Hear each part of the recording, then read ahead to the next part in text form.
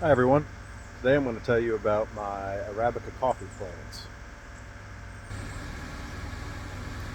So here are two of my Arabica coffee plants. They're about 4 years old now. They should probably be a little bit bigger, but I made a pretty big mistake when originally planting them. I misread information, misunderstood, and it was when I was first getting into plants, and I used a lot of sand in my soil, which really made the soil heavy, non-aerated. It held water really bad. I'm surprised they lived, but once they got through that and kind of root bound in those smaller pots, that they seemed to take off a little bit faster. And then when I repotted them into these larger 5-gallon pots versus the probably 2-gallon pots they were in, they've really accelerated their growth. This plant here on the left is probably 4 feet in length on the main stalk, if you will. Over here, this one's probably 3 feet tall. And they do this pretty regularly. On the lower branches, their leaves begin to fall off once it's turned to wood. Here they haven't done so much on this one that's still green, but maybe it'll turn to wood.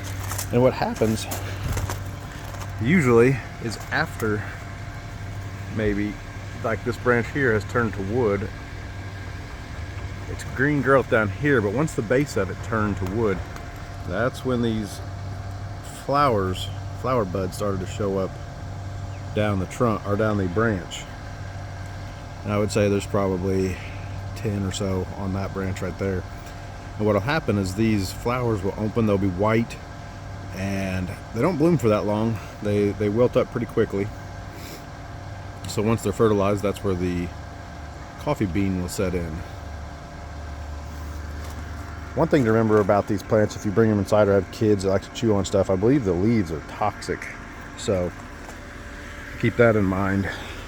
But the soil was my biggest mistake, and now I've got mealybugs on them too. I started to make a video yesterday.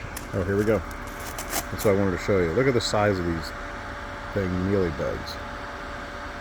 Just walking around on there. So we'll go ahead and get him off before he decides to ruin that plant. But they start really small, those mealybugs. Here's another big one. I'm working on getting rid of those. Anyway, here's how the new growth looks. Come out in these clusters of, sometimes one, sometimes clusters of these lightly colored leaves in relation to the matured leaves that are dark green. There's some more popping out here. I fertilize these probably once every 3 weeks right now. I need to increase that maybe to 2, and I'll do a higher nitrogen to get some more leaves on them. Once the fruit sets, I'll switch that to something with a little less nitrogen, let the leaves stay where they're at, and we'll try to get the energy concentrated to the coffee beans.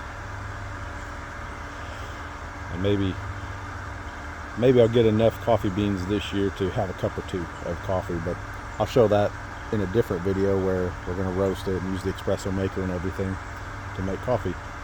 However, I'm told that if you wanted to have 1 cup of coffee a day continually, you would need roughly 16 fully mature coffee plants. I'm not going to have 16. I've got 3 right now. I gave away about 20. And the thing with these are, when you buy them, almost every time I've ever seen them, they come in packs that are really tightly bunched together, maybe 20 or 30 in a single pot.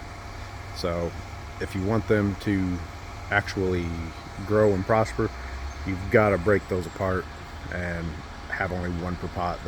I've tried it. They bind each other up and they die fairly quickly.